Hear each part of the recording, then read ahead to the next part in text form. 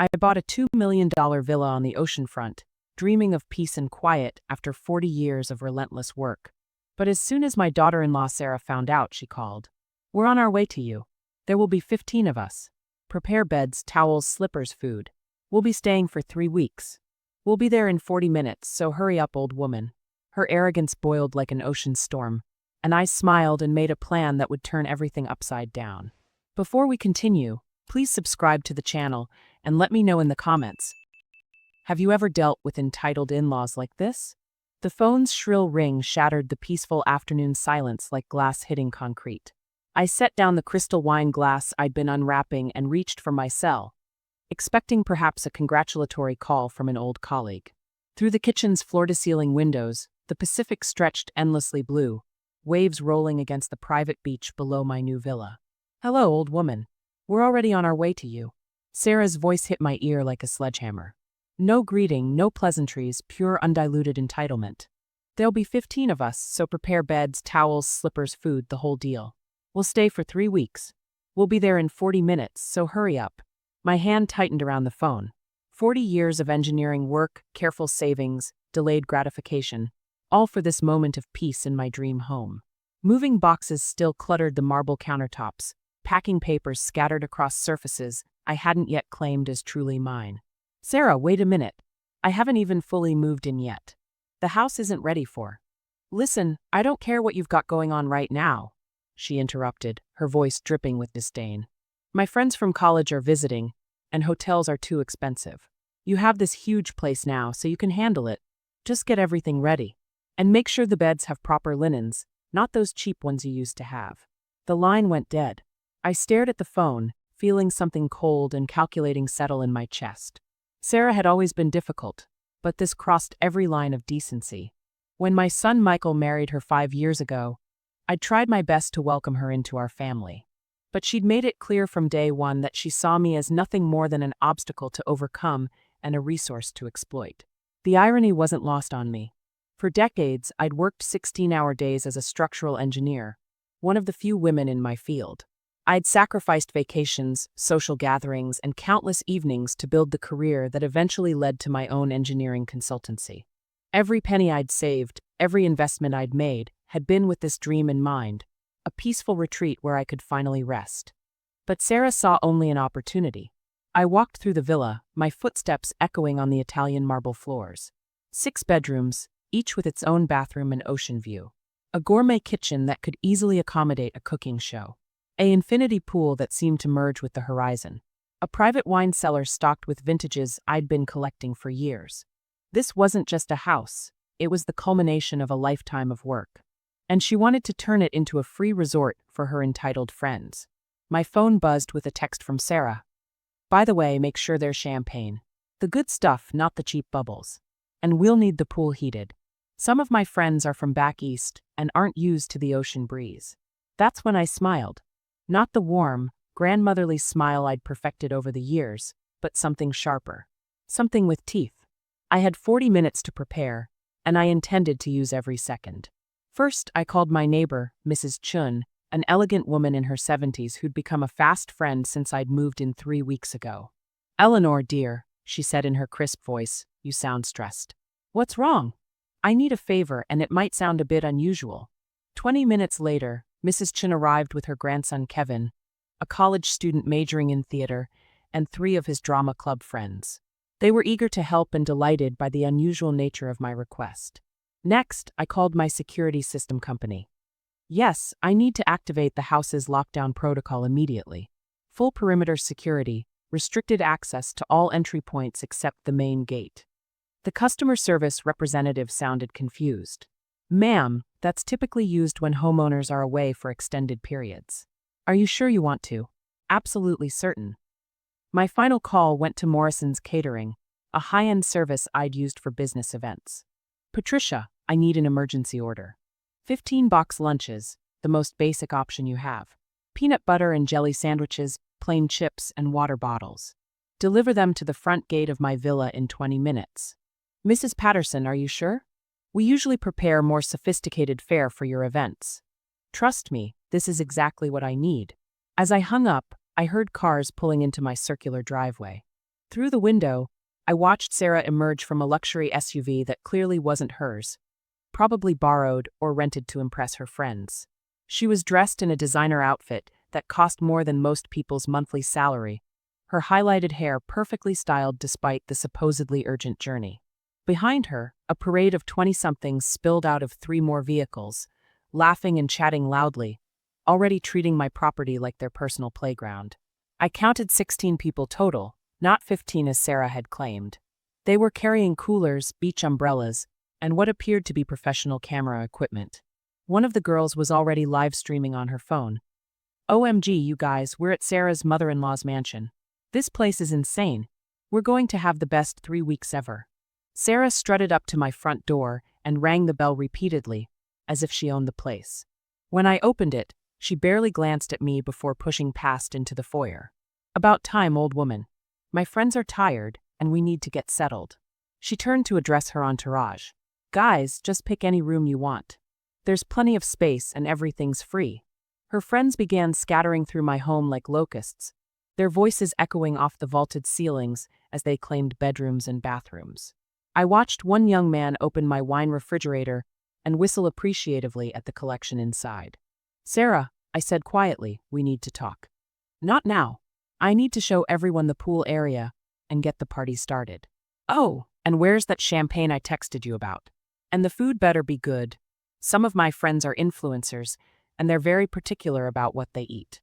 That's when I activated the first part of my plan. Of course, dear. Everyone, could I have your attention, please? The chatter died down as 16 pairs of eyes turned toward me. I smiled warmly, the same smile I'd used in countless business negotiations before delivering devastating news to overconfident competitors. Welcome to my home. I'm so glad you could all make it on such short notice. However, I'm afraid there's been a small misunderstanding about the accommodations. Sarah's face immediately darkened. What kind of misunderstanding? Well, you see, when you called and demanded to bring 15 people to stay for 3 weeks, I assumed you'd already made arrangements for their comfort. You know, like any considerate guest would. The security system's gentle chime indicated that the lockdown was now active. All doors and windows were sealed, accessible only through my biometric scanner or the master control panel in my bedroom. What's that supposed to mean? Sarah's voice rose shrilly. It means, my dear daughter-in-law, that while you're certainly welcome in my home, your friends will need to find alternative accommodations. You see, this is my private residence, not a hotel. One of her friends, a young woman with an elaborate nail art, stepped forward. But Sarah said we could stay here for free. We already canceled our hotel reservations.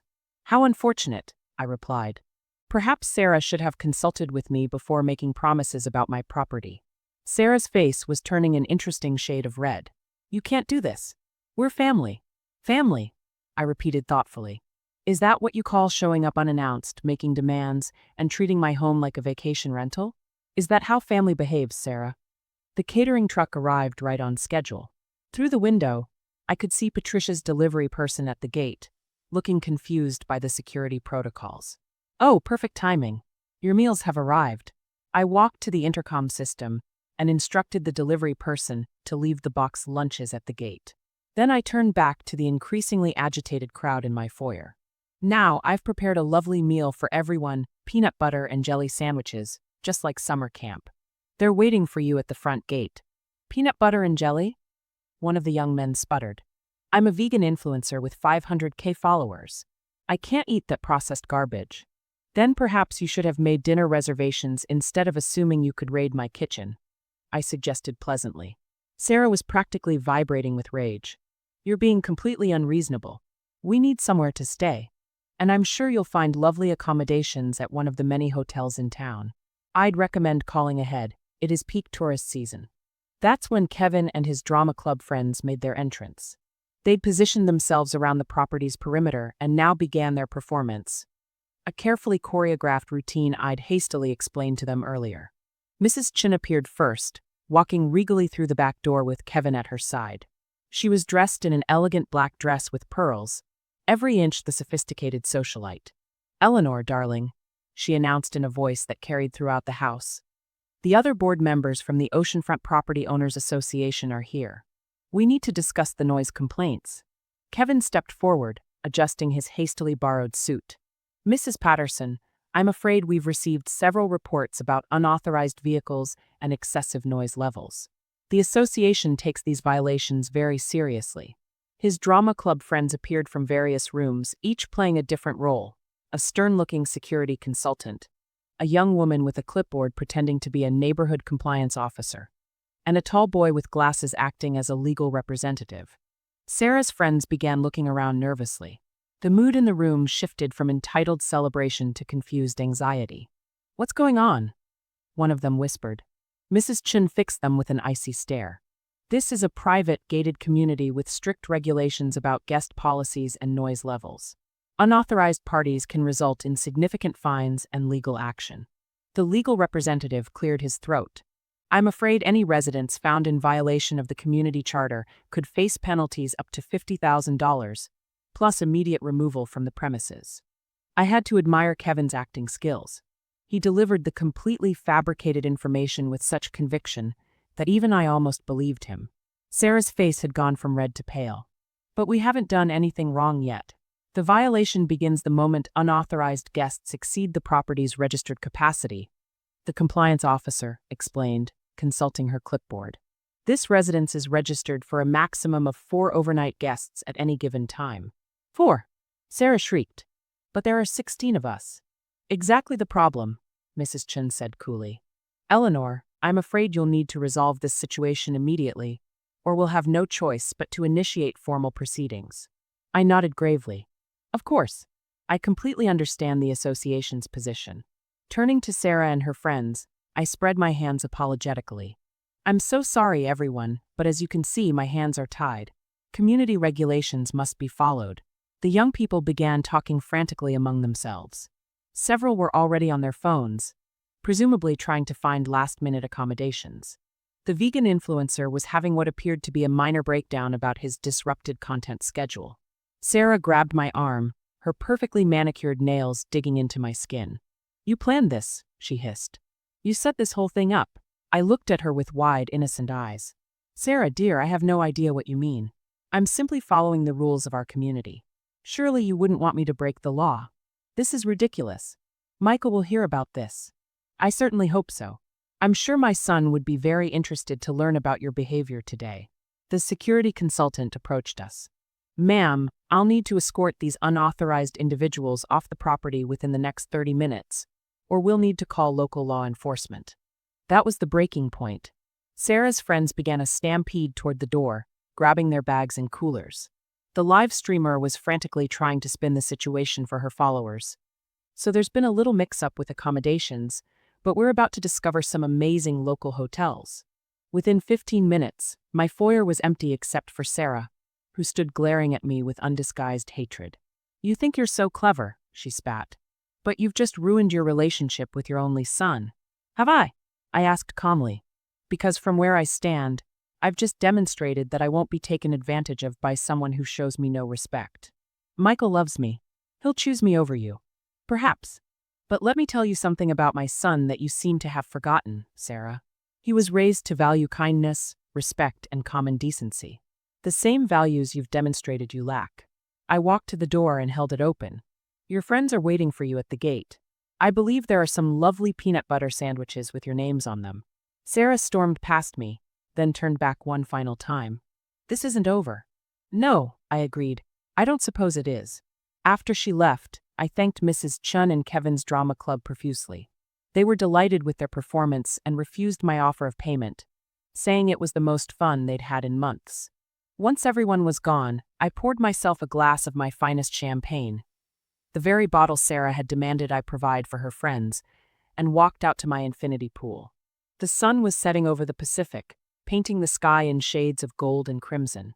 My phone rang. Michael's name appeared on the screen. "Hi, honey," I answered.